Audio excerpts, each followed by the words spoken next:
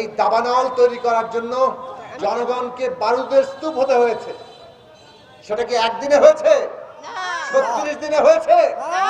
দীর্ঘ বছরের পর বছর লড়াই ধরে মানুষ ধীরে ধীরে বারুদের স্তূপে পরিণত হয়েছে।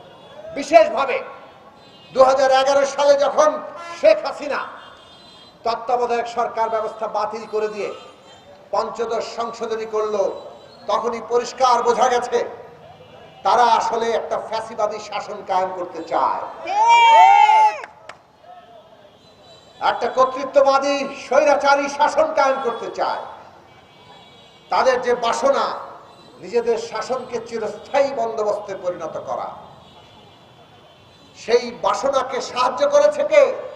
আমাদের দেশের সাংবিধানিক স্বৈরতান্ত্রিক ক্ষমতা কাঠামো। এই কথা আমরা আমাদের গণসংহতির জন্মলগ্ন থেকে বলে আসছি। এরা কেবল স্টিম রোলার চালিয়েছে তা নয়, সব অধিকার কেড়ে নিয়েছিল, এমনকি ভোটের অধিকারটাও কেড়ে নিয়েছে।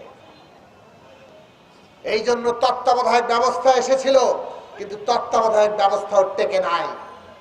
আর টেকে নাই বলে আমরা দেখেছি কিভাবে তত্ত্বাবধায়ক ব্যবস্থা গিলে খাওয়ার চেষ্টা হয়েছে। শেখ হাসিনা এর বিরুদ্ধেই কথা বলেছেন, কিন্তু 8 সালে ক্ষমতায় এসে পুরনো এই যে গিলে খাওয়ার যে চেষ্টা, সেইটাকে তিনি পূর্ণ রূপ দিতে চেয়েছেন। 11 সালে ত্রয়োদশ সংশোধনী বাতিল, তত্ত্বাবধায়ক ব্যবস্থা বাতিল, সেইটাকেই প্রকাশ করে তুলল। অর্থাৎ এইটা জমিদারি, এই দেশের এই জমিদারি তারা চালাবেন, এটা তাদের বাপ দাদার সম্পত্তি।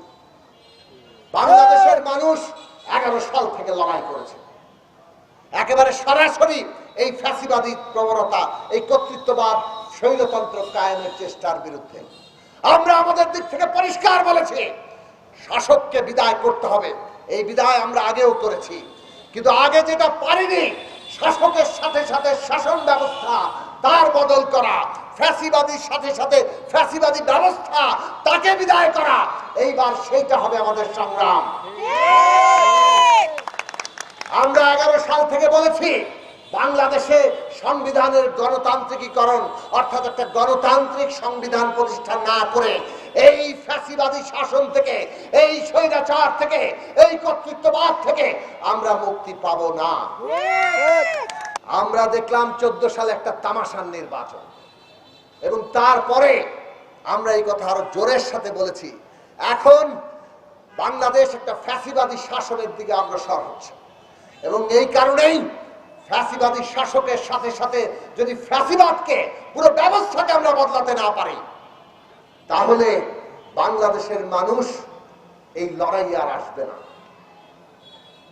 খেয়াল করে দেখুন, 14, 15, 16, 17, 18 সাল ধরে লড়াই হয়েছে, কিন্তু আমরা যেইভাবে লড়াই হলে মানুষকে নামাতে পারতাম, আমাদের অনেক আত্মত্যাগ হয়েছে। বিরোধী দলের নেতা কর্মীদের উপরে হামলা, মামলা, গুম, খুন, অত্যাচারের কোন সীমা ছিল না।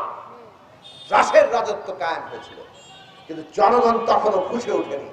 কেননা দাবানল তৈরির জন্য মানুষের যে বারুদের স্তূপ হওয়া দরকার, সেই স্তূপের তখনও পর্যন্ত গঠিত হচ্ছে।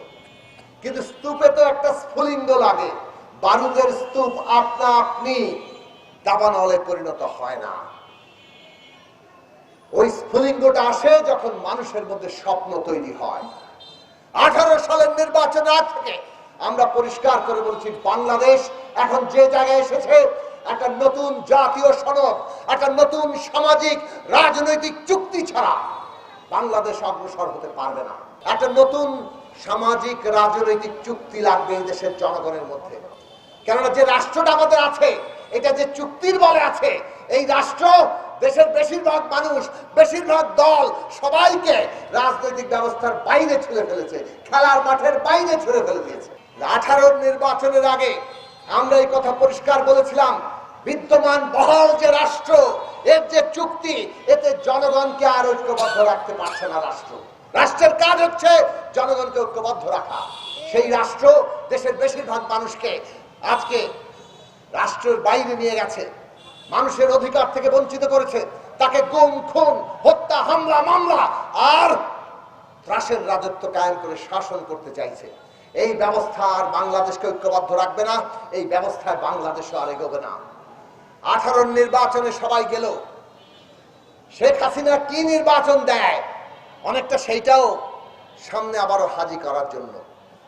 আমরা দেখলাম সবাই মিলে যে এই ব্যবস্থার অধীনে ওই রাতের ভোটের ডাকাতি ছাড়া আর কিছু সম্ভব না। 18 সালের পরে বাংলাদেশের এমনকি প্রধান রাজনৈতিক দল বিএনপি সহ অন্যতম প্রধান দল তারা সহ উপলব্ধি করতে বাধ্য হলেন এই ব্যবস্থায় আর নির্বাচন হবে না।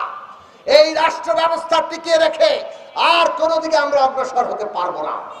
সে কারণে যখন আমরা এই কথাগুলো বলে আসছিলাম, উদ্যোগ নিলাম, আমরা দেখলাম বড় দলগুলো সাড়া দিলেন এবং তারা এগিয়ে আসলেন এবং তারা বললেন যে হ্যাঁ, রাষ্ট্র ব্যবস্থার মেরামত করতে হবে, সংস্কার করতে হবে।